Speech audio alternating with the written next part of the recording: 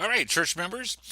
Now we're going to look at how you access the prayer database, what some of the features of the prayer database are, and how this can help you to be a blessing to other people within the congregation. So, again, the first two buttons here are the way to access information about the prayers of the church. If you want to know anything about the people who are doing the praying, that's the next two buttons here.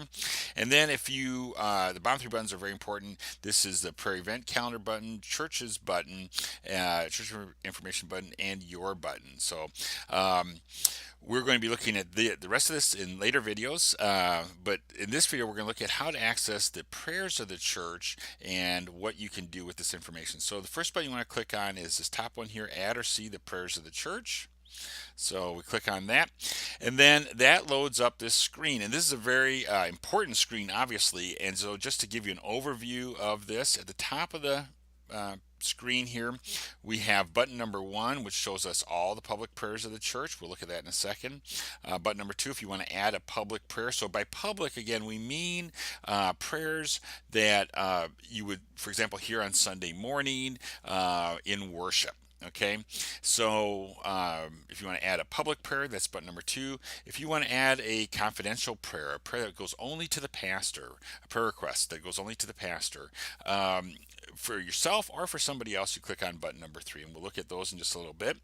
And then this part of the screen, very important here, there's a filter here. So if you want to see prayer requests for people who are members, you click on this button. If you want to see prayer requests for people who are visitors, you click on this button. People from the community or others, whichever one it is that you'd like to see prayer requests for, you just click on the respective button. One of the neat features of the app also is the keyword search feature here. So, this list right here is a small list. As I think I mentioned, this is an actual prayer database for an outreach that we're doing in Newark. And so it's a small list of prayer requests. Your church probably has hundreds of people or thousands of people. Your list is going to be a lot longer.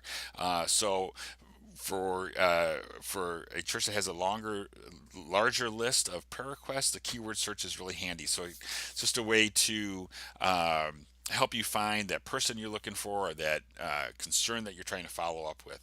Another feature here is the export button.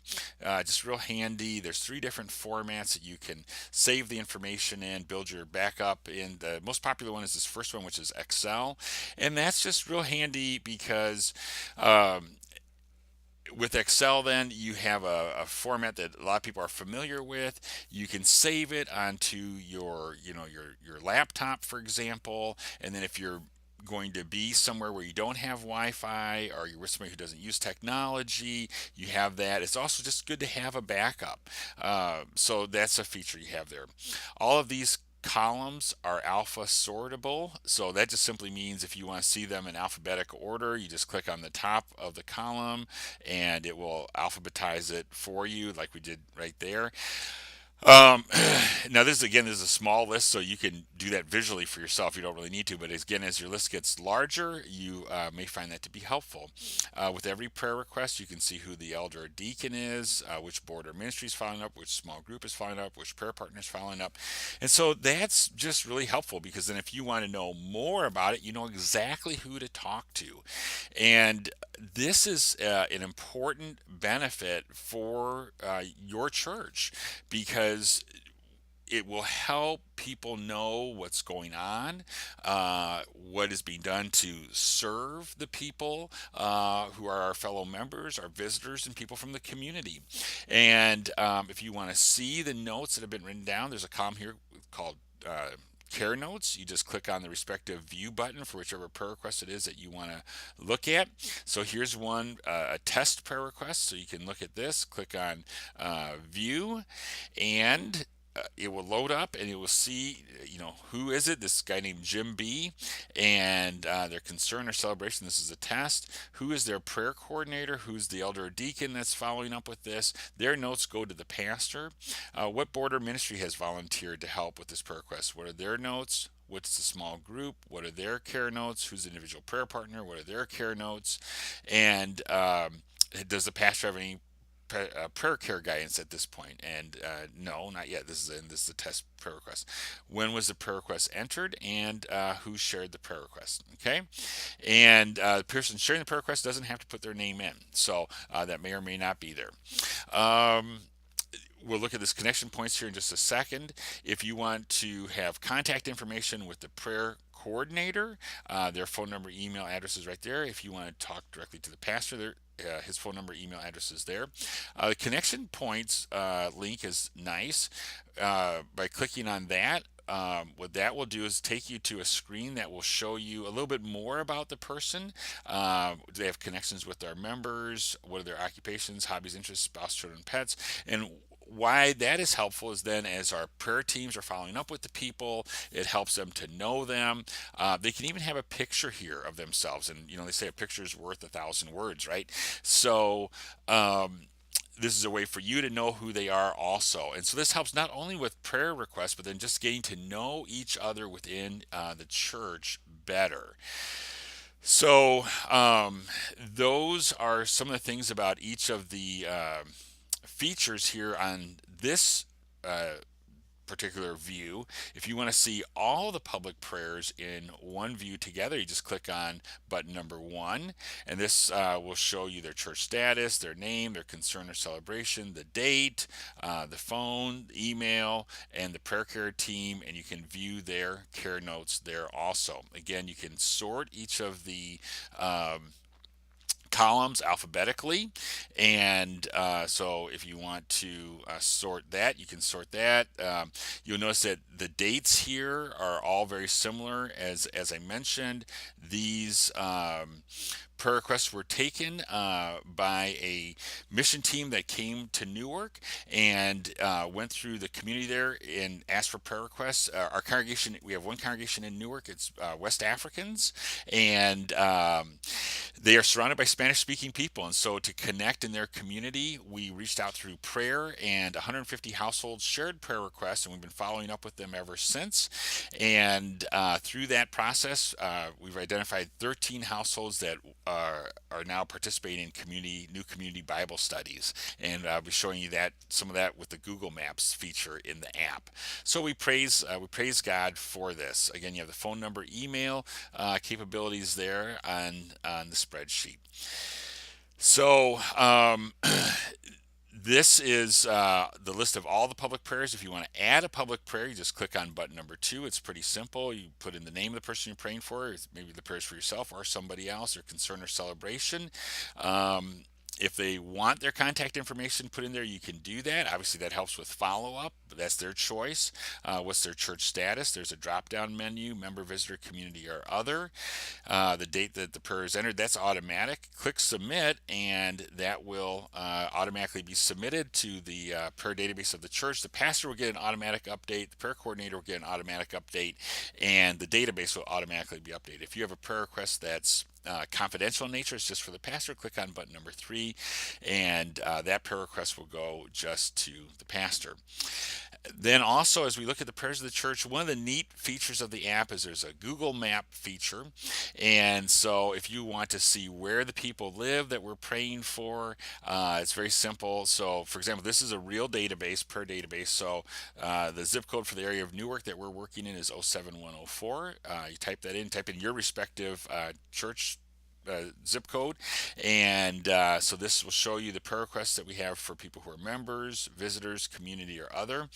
And so like I mentioned, when the mission team came, they collected 150 prayer requests from people in the community, and it was pretty neat. We were able to watch with the pastor in real time as the database was populated.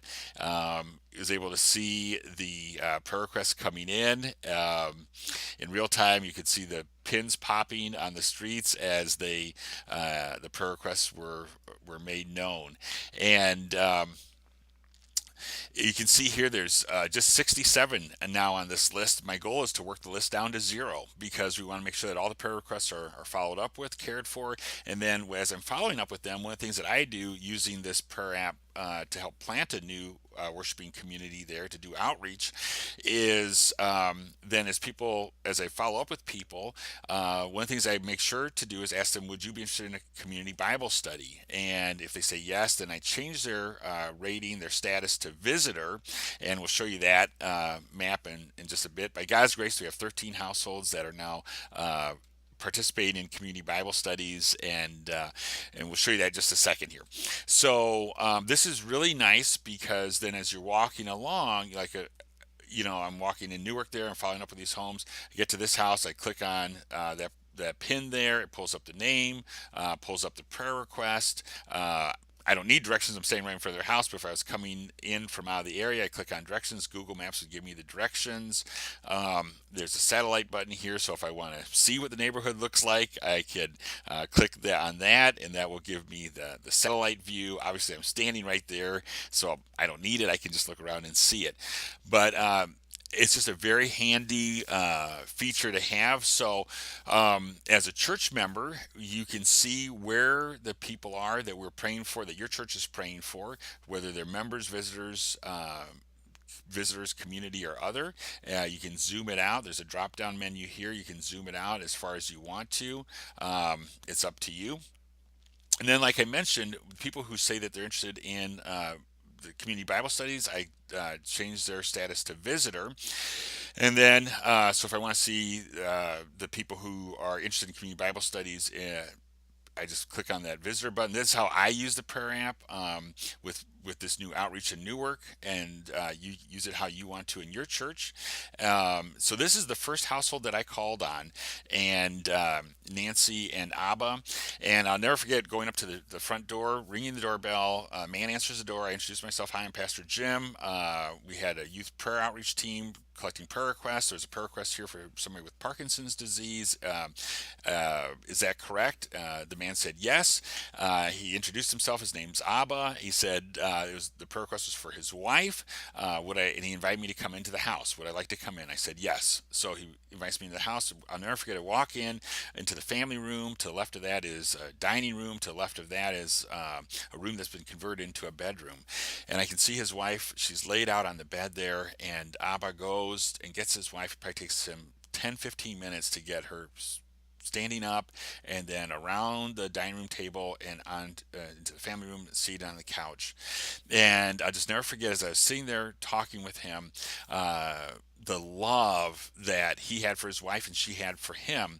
And as I was talking with him, he was constantly paying attention to her, wiping her mouth, and speaking into her ears, so she could know what we were talking about.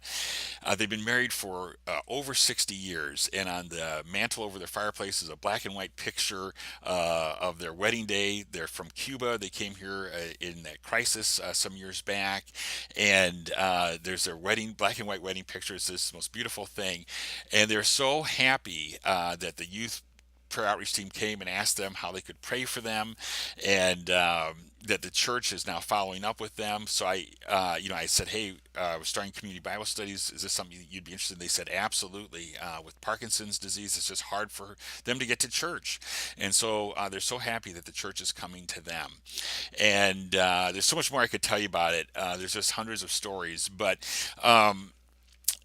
God prepares the heart, God opens the door, and to God be the glory. And so all that this app does is it just gives us a way to leverage technology to help the prayer and care ministry in a congregation happen better. And so we praise God for that. And you can do that with any one of these categories of people that we're praying for, whether they're members, visitors, people from the community, or others. So that is the prayers of the church. And in our next video, we'll look at the prayer ministry team and how you as a church member access this information and what you can do with it.